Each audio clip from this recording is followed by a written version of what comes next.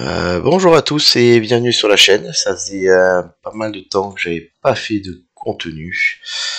J'ai vu que ma dernière vidéo macro datait du 8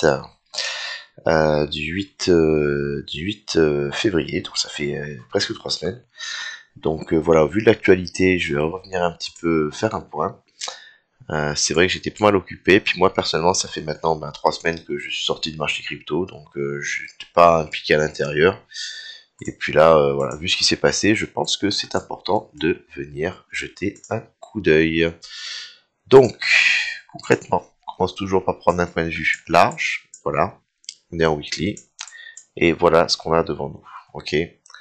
Donc, on avait le précédent bull run, consolidation, impulsion, consolidation, impulsion. Pour la première fois depuis le 18 juillet 2022, on a eu une perte, une consolidation. Ça, c'est un fait important. Ok, consolidation, on passe au-dessus. Consolidation, ok, je prends ça à l'intérieur, on passe au-dessus. Consolidation, perte vers le bas. Pour moi, techniquement, c'est un changement de structure macro, c'est un changement de structure long terme. Ça veut dire qu'il est maintenant probable qu'on ait une inversion de tendance et que l'on parte sur un bear market. D'accord, on va pas aller par quatre chemins. Voilà ce qui est maintenant activé et probable.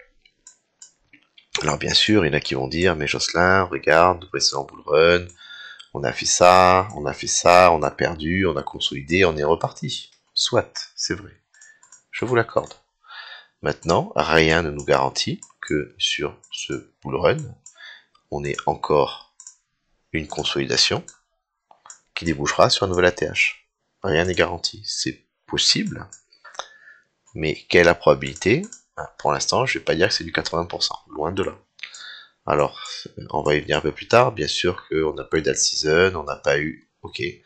Mais le marché en 2025 n'est pas le marché en 2021, tout comme en 2021, c'était pas le marché qu'on a eu précédemment en 2017, etc. Les marchés se suivent et ne se ressemblent pas. Chacun ses spécificités, chacun ses particularités. Et à nous de nous adapter à ce qu'on a et pas à ce qu'on veut. Parce que ce qu'on veut souvent, c'est ce qu'on n'aura pas. Le marché fait comme ça. 90% qui perd, 10% qui gagne.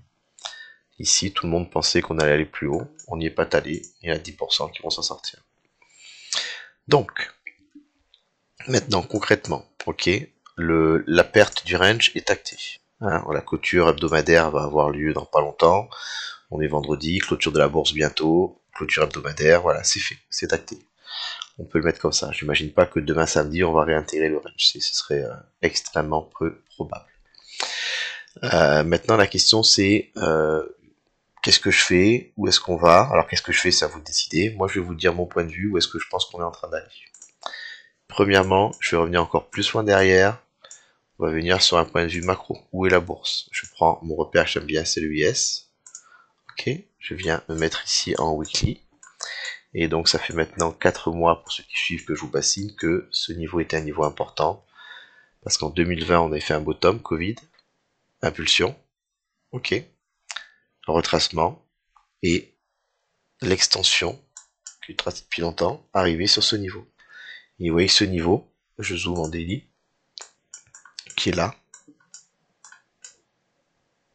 longtemps plus tard, a parfaitement fait résistance. Réjection, on est venu prendre le top, réjection, on est venu prendre le top, réjection. Est-ce que le S&P est toujours bull? Est-ce que la bourse va continuer à monter? Est-ce que le marché est toujours à prendre du risque? Contrairement au Bitcoin, pour l'instant, on maintient des sommets de plus en plus hauts, donc on est potentiellement toujours haussier, voire en compression. Par contre, et là j'insiste, si on vient réintégrer ce canal ascendant, si on vient mécher sous ce niveau, la probabilité change de probabilité à la continuation haussière à probabilité au retracement profond. Et donc, concrètement, si je reviens au weekly, pour faire simple, d'accord, je vais prendre ce niveau qu'on a ici, sommet, retracement, voilà, on pourrait avoir un retracement qui dure de là où on est aujourd'hui. Ah non, bah, 8 mois.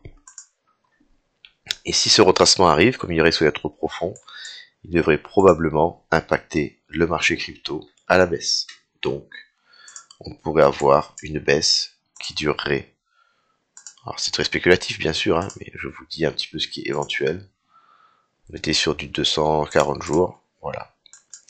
On pourrait avoir une baisse qui prend son temps et qui déboucherait sur pourquoi pas un retour ici. Donc ça sont les scénarios qui me semblent probables au vu niveau macro sur la réjection sur un niveau qui est important et l'actuelle compression qui, hein, vu le nombre de fois on a essayé, de plus en plus ressemble à un affaiblissement acheteur avec des vendeurs qui sont en train de défendre ce niveau et qui risque fort de déboucher sur un renversement. Avec le critère, je rappelle, ici là, qui le veuille là depuis longtemps.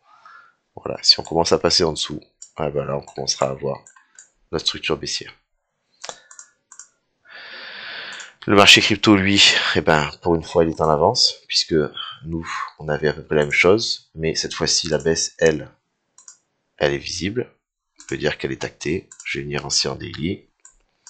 Vous avez la même chose. Vous avez eu des impulsions qui étaient de plus en plus courtes, des sommets qui ont été extrêmement faibles, et ultimement, éventuellement, on pourrait dire ici, mais j'y croyais pas trop, on est passé en dessous, et surtout ici, on est passé en dessous de la structure, sans réintégrer. Donc, on a validé ma crainte depuis plusieurs semaines, voire moi-même, qui était, j'ai dessiné plein de fois, le rounded top, donc le top circulaire, qui est une structure de renversement, affaiblissement, stabilisation, perte et décrochage. Voilà. Ça, c'est le point de vue. Ceux qui espèrent qu'on revienne ici, revenir, probabilité très faible. Pourquoi probabilité très faible? Parce que tous les gens qui ont acheté là-dedans, ils sont dans le rouge, et dès qu'on va remonter, vu la peur, vu la souffrance qu'ils sont en train de vivre, probablement vous êtes dans ce cas-là, ils vont avoir envie de vendre pour éponger leurs pertes, et donc la pression vendeuse va être énorme. Et actuellement, tous ces gens qui sont ici veulent vendre aussi parce que les pertes augmentent, et ils sont en train d'entraîner la baisse. Donc là, on est dans une structure, vu la taille de la structure monumentale, hein, on parle de volume monstrueux, l'inertie qu'elle a est vraiment importante. Et d'ailleurs, par rapport à ça, je voudrais revenir sur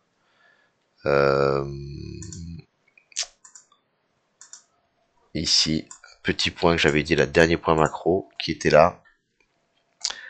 Ce range a duré 2 mois et ce n'est pas rien. Une sortie de range est d'autant plus volatile et longue que le range l'a été. Ok? Donc, ici, le range a été long. Donc la sortie va être longue et volatile de l'amplitude. Donc on va arriver maintenant un petit peu sur les targets de ce range. On va regarder un petit peu où est-ce qu'on a du volume, quelque chose qui est consistant, qui est costaud et qui permet d'arrêter quelque chose qui a autant de force, de vitesse et de direction.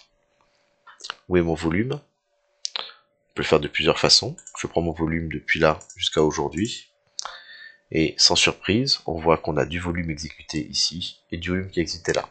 Le plus gros point de volume actuellement, mon point of control, est ici. Ça, c'est un niveau important. D'accord? Grosse consolidation, volume. Pour l'instant, c'est en dessous, c'est du support. Et l'épaisseur fait que si jamais vous glissez, il y a une chance vraiment que ici, on puisse venir rebondir. Si ce niveau est perdu et retesté en résistance, alors là, on risque de pouvoir continuer pour venir chercher le niveau encore plus bas. On n'y est pas encore, c'est dans longtemps. Ça, c'est un premier façon de regarder mon volume. Point of control, ok? Ensuite, deuxième façon de voir, je vais regarder mes niveaux horizontaux. Je ne vais pas revenir sur la façon dont je les prends. Ils sont ici. Voilà. Et vous voyez que mes niveaux horizontaux, ici j'ai un niveau support résistance. Ici, j'ai des daily, c'est pas le plus puissant. Et ici, j'ai une weekly, j'ai une weekly. Donc on a quand même du support dans cette zone. Ok, en haut, là, les résistances actuellement, elles étaient ici. Là, j'ai plus rien, tout a été pris. Tous les niveaux ont été franchis. Donc, je regarde comme ça, et je vois que, ici, déjà, je pense quelque chose d'intéressant, j'ai mon point of control, sur lequel je peux rajouter 2 daily, côte à côte. Ça ressemble à un support. Qu'est-ce qui va s'y passer? Je ne sais pas encore. Pour l'instant, on a quand même un élan qui est important. Est-ce qu'on va venir le traverser? C'est possible. Il n'est pas assez costaud. On a trop d'inertie, on va traverser. Ou est-ce qu'on pourrait pas venir ralentir un peu avant? Signe intéressant, ça commence à anticiper. Toucher dans le niveau, rejeter, et venir faire de la structure au-delà. Là, ce serait un signal sur lequel je pourrais croire qu'on pourrait poser un bottom court terme parce que on est arrivé sur un niveau important et on a eu la réaction que je voulais. Pour l'instant, je ne sais pas, et pour l'instant, je suis plus crypto depuis longtemps, j'ai pas envie d'acheter avant d'arriver vraiment sur une zone importante. Pour moi, le marché est baissier, dans un marché qui est baissier, on veut vraiment patienter pour acheter, et on veut vendre rapidement. Si jamais ce niveau ne tient pas, personnellement, on va regarder comment a été réparti le volume sur cette zone. On a éventuellement ici, vous voyez là, un petit peu plus de volume qui tient, avec la weekly, pourquoi pas. Et ensuite, j'attendrai plutôt de venir chercher une prise de liquidité. Donc vraiment voilà, un rush dans cette zone-là. Venir chercher le bas de cette structure. Et là, ça ressemblera quand même à quelque chose d'assez bear, puisqu'on aura traversé cette grosse structure. Et je vous avoue que on pourrait avoir ça, et à nouveau ça. Hein, on va le montrer différemment. Ça, c'est aujourd'hui. Ça, c'était le passé. Ok, qu'est-ce qui s'est passé? On avait une structure là. Excusez-moi, on avait une structure ici. Ok, hein, je m'en souviens pas, je le fais au fur et à mesure que je vous le dis. On avait du volume réparti. Cette structure. Alors c'est parce que j'ai mis extend alert, voilà, on ne va pas étendre, regardez ici. Qu'est-ce qu'on est venu faire? Regardez, j'ai mon point of control, comme c'est beau, quitte ici. On est venu une première fois dedans, on a traversé, on a réagi tout de suite violemment. Ce niveau a tenu une deuxième fois. Ensuite, il a été perdu et est devenu résistance. Et on est venu prendre les liquidités qui étaient là. Voilà. Plus tard, du coup, on est venu sur cette structure qui était plus basse, qu'on a commencé à attaquer. Pardon, hein, vous voyez, une structure ici, avec la limite qui est après par là. On est rentré un peu dedans, et cette fois-ci, par contre, pas pareil. Regardez comme c'est beau. Ah, mais c'est absolument incroyable. J'adore l'analyse technique. Le point of control était là. Et contrairement à ici, le point of control a été défoncé. Excusez-moi. Voilà. Ici, le point of control n'a pas été assez suffisant. Il n'a pas été assez épais. On a traversé pour finalement venir le perdre. Ici, quand on est arrivé pile dessus. On a bloqué dessus. Regardez. Et là, on a eu quelque chose d'un peu plus intéressant. Pour finalement venir prendre les liquidités du range plus tard et continuer la baisse. On parle d'un vrai bear market qui nous a emmené très très très bas. Mais en tout cas, dans ce bear market, il y a des rebonds qui correspondent aux structures précédentes. En dehors des structures, la probabilité que vous ayez un rebond, d'accord, ou éventuellement un bottom est très faible. Ce n'est pas quelque chose que l'on veut jouer. Donc, pour revenir à nos moutons, on est ici. Ok. Personnellement, regardez, on est encore en train de baisser, c'est tout droit. On a une cible qui est du gap CME. Hein, voilà, on avait un gap CME qui a été créé il y a longtemps. Il va être bouché. Pour moi, maintenant qu'on est rentré à l'intérieur, voilà, je suis à une très très forte probabilité. On va venir fermer ce gap. On va venir chercher les 77 000. Ça me paraît évident. Étape numéro 1. Ok, 77 000. Ça, on va dire que c'est normalement, du quasiment garanti. Une fois qu'on va arriver ici, il n'y a toujours pas de volume. On va continuer à descendre. On va arriver sur un niveau support résistance. Il n'y a pas de volume dessus. On va peut-être avoir un petit rebond technique, parce qu'à un moment donné, à force de descendre, il y a quand même des gens qui vont acheter, mais vu l'amplitude, je crois pas trop. Et après, on va venir à taper la zone de volume. Dans cette zone-là, c'est là qu'on pourra voir si on a une chance d'avoir un deuxième bull run ou pas. Est-ce qu'on va tenir? Est-ce qu'on va range dedans? Est-ce qu'on va sortir par le haut ou par le bas? Si on sort par le bas, oui, oui, oui. Pour moi, le bear market, il est sûr à 95% et on va avoir à attendre plusieurs années avant de repartir. Voilà. Il faudrait que ça tienne ici, idéalement. Au plus acceptable, je voudrais pas qu'on prenne le bottom, je voudrais qu'on vienne rebondir par ici pour repartir. Ça, ce serait un scénario 2021 bis. Ok, éventuellement juste la mèche ici, et la TH, et après la fin du monde. C'est pas sûr que ces scénarios se produisent. On peut très bien avoir le scénario juste bear market, un rebond technique, on pourrait revenir tester là-haut, on traverse, on descend. Et au jour d'aujourd'hui, pour moi, pour de l'achat à long terme, on va venir ici, on va venir sur une carte différente où normalement il n'y a rien, voilà, presque rien, pardon. Et bon, ça je vais le garder. Voilà. On avait parlé de ça, c'est Film Time Zone, regarde. Passons. Et donc, au jour d'aujourd'hui, si je devais espérer poser un bottom long terme, on va faire très simple. On va prendre un Fibo. Fib. On va coupler avec du volume.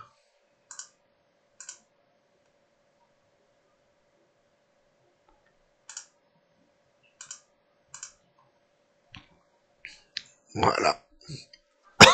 Excusez-moi. Et je vois que c'est ce niveau qui m'intéresse pour du très long terme. Et si ce niveau est perdu, et ben le suivant costaud, il est là. Point of control. 0,88, 30 000. Ça, pour moi, c'est faible, mais je crois pas trop. Ok, là j'ai du volume. On va prendre un bottom, c'est passé sous la structure. Ici c'est faible, et là il y a du volume. Voilà, on est un peu loin, mais je vais venir vous chercher. Voilà, donc bon, que je vais retrouver, il est sur Binance, mon plan long terme. Voilà ce que j'avais dessiné en 2022. Impulsion, consolidation, ATH rond aux alentours des 110 000. Fake out, perte, traversée, retour sur le support précédent et ce qui va en dessous. Donc voilà un petit peu ce que je pourrais imaginer. Plan higher time frame, voilà, mon plan baissier, il est là aussi. J'en ai plusieurs. Ça c'est le plan aussi d'une jeune 2025. Ça c'est mon plan baissier que j'avais fait en décembre 2024. Deux possibilités. On était dans le range qui était posé, soit on venait juste prendre le top et retracer, soit on venait aller un peu plus haut, chercher les 120 000. Voilà. Voilà, pour moi, ici. Et la possibilité derrière, soit de renverser, soit de refaire un range, de le perdre et de repartir un peu plus bas. Sur, regardez, le niveau il est là. Voilà les 30 000. Poser un range tout sale pendant un an qui dégoûte tout le monde, d'ailleurs quand on part à la hausse. Voilà, je vous ai partagé mon point de vue humble et sincère. Vous voyez que les plans, ils sont faits à l'avance, ça fonctionne pas, ça après c'est un petit peu c'est l'expérience et c'est voilà, c'est l'habitude. Personnellement, en termes d'objectifs, je suis déçu de ne pas avoir atteint mes objectifs de gain sur ce bull run. J'aurais aimé faire plus, voilà, j'aurais aimé qu'on aille un peu plus haut. Il n'y a pas eu de late season, j'avais quand même parlé là-dessus, donc ça n'a pas bien marché. Et voilà, bon, je vais pas me plaindre quand même. Et deuxième point sur lequel je suis un peu déçu, c'est que j'avais mon plan, j'avais l'idée, oui, j'ai vendu là, ça c'est une bonne chose, je suis content. Mais mon projet, hein, ça fait un an que je travaille dessus, c'est la capacité à shorter, donc à parier à la baisse dans cette partie faible, je n'ai pas réussi. Donc actuellement, j'ai pas de crypto, je ne fais pas de perte, mais j'aurais espéré faire du gain dans la baisse. Et maintenant que la baisse est très importante, je peux plus ouvrir un short ici, c'est trop risqué. On va devoir attendre maintenant un retour sur support ou éventuellement un rebond move pour venir rechercher du short, mais là je peux pas. Voilà, il y avait une très belle opportunité que j'ai ratée et elle était exactement, excusez-moi, voilà, j'étais pas dans la crypto à ce moment-là. Elle était ici, ici. On avait ce range qui était là. On est venu prendre les liquidités. Là, il y a un short à ouvrir. C'était faible depuis longtemps. Et c'était un joli short. Pas vu, pas pris, pas gagné. Pas pris, pas perdu aussi. Voilà, bon courage à tous. Pour les holders, je vous avoue que quoi faire, vendre maintenant c'est compliqué, à un moment donné on doit avoir un rebond, mais comme je vous l'ai dit, techniquement, j'ai du mal à imaginer un rebond avant au moins les 73 000 on va dire. Et après, moi j'imagine plutôt un petit rebond tout moche par là, et après on va rentrer dans ce truc dégueulasse qui va prendre un temps monstrueux. Donc à chacun de faire ses choix, ne rien faire, attendre 3 ans, attendre un an, espérer. J'ai résolu le problème, moi, je suis sorti depuis longtemps et maintenant c'est plus simple. Mais pour vous qui êtes dans la difficulté, c'est très compliqué, chacun a faire ses choix. Moi techniquement, je pense qu'on est baissier, je pense qu'on est baissier pour un bout de temps. Et tant que j'aurais pas vu vraiment un changement de structure, et surtout récupérer une zone de volume en support, la probabilité est à la baisse, donc c'est pour ça que je suis bear et que j'ai vendu. Clôturer une partie ici quand on est dans le rouge, pourquoi pas. Ça réduit un petit peu déjà l'exposition et le risque, surtout que il y a encore à courir pour moi. Une baisse comme ça, elle s'arrête pas. On n'arrête pas une baisse comme ça aussi vite. Mais voilà, c'est compliqué. Hein. Il y a déjà eu un moins 27%. Normalement, à un moment donné, ça rebondit un peu. Quoi. Mais là, il n'y a rien. Il n'y a rien. C'est trop creux. Voilà. Mettez des commentaires. Et puis, quand c'est dur, pensez à faire un apéro, pensez à voir des gens, pensez à discuter, parce que parfois, il y a des sommes importantes qui sont en jeu et ça peut être difficile humainement. Donc, venez discuter, venez réfléchir, venez voir les autres. Bon courage.